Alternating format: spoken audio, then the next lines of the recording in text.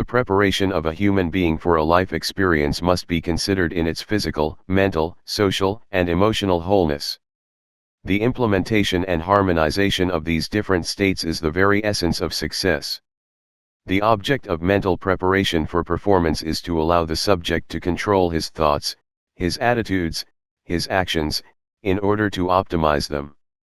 Knowing that muscular strength can be improved through training, mental strength can also be developed through certain methods. The mental aspect of performance is the key element to victory. Having a strong mind, capable of resisting stress and providing great determination, is one of the primary characteristics of great champions. Understand how the mind can influence the actions and behaviors of the competitor. In the field of sports sciences, knowledge relating to the individual is grouped into two families: biological sciences and human sciences.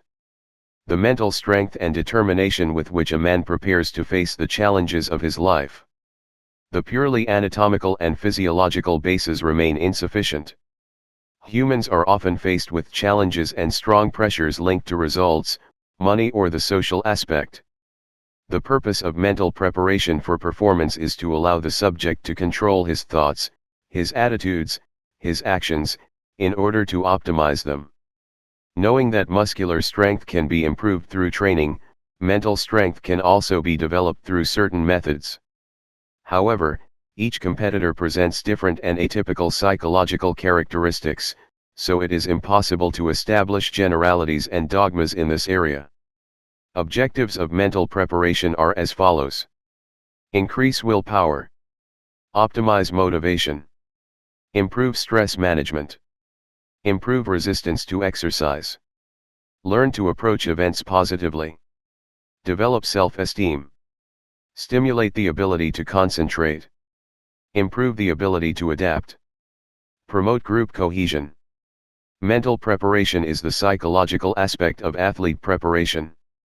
In the same way as the physical qualities and the technical side, the psycho-affective side is invested, during training, to prepare the athlete to better approach the competition, to better manage stress, and to preferentially use their own assets according to context and adversity. The psychological dimension is a real factor of performance, perhaps even one of the most important. We often hear athletes look back on their victory by saying that it all happened in their head. We can always compensate for a small technical or physical deficiency with a strong mind.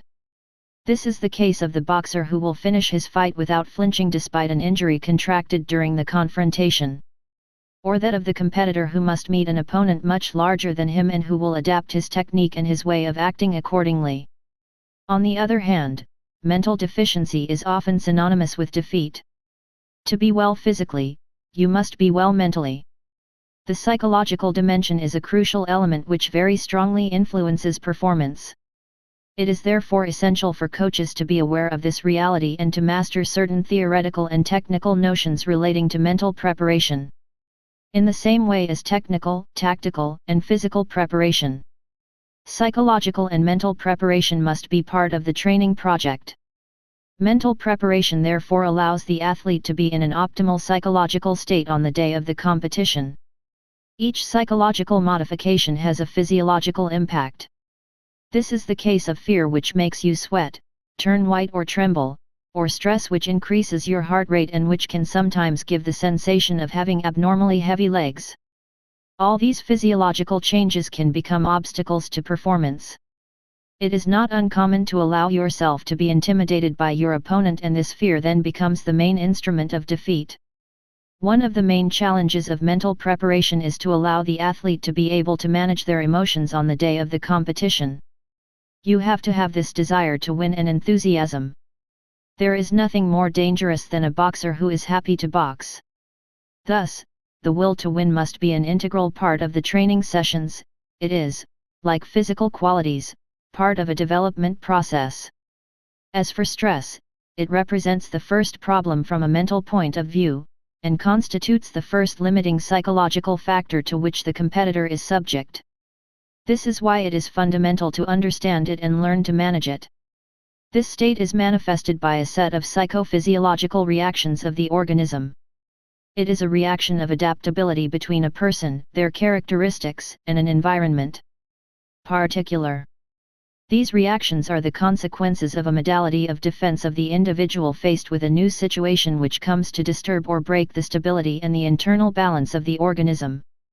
Through life and its various experiences, man must prepare himself mentally to experience states of stress and above all to manage the psychological and physiological reactions induced by stress.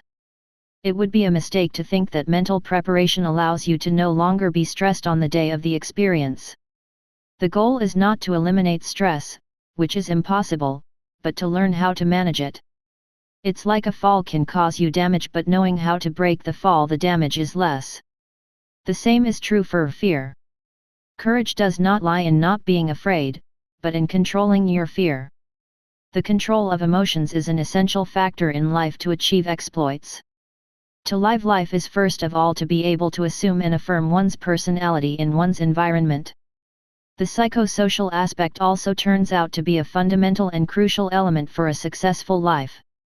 Without forgetting the importance of having self-confidence, the latter is of considerable importance. It results in the conviction that a subject has his abilities to adopt a behavior or succeed in a life experience. Self-confidence is an expression of the me and its construction. When the me is strong and flexible, capable of mediating between desires and demands or beliefs, self-confidence seems to be present. Self-confidence turns out to be very fragile and very precarious to the extent that the slightest grain of sand can break or affect it. Depending on events, it is built, lost, regained, consolidated. It constitutes a long path from which we must never stray. It is the object of an internal struggle throughout life. Without self-confidence, success is a utopia. A human being must be considered as a whole, physical, mental, social, emotional, and it is in the harmonization of these different states that the true essence of success lies.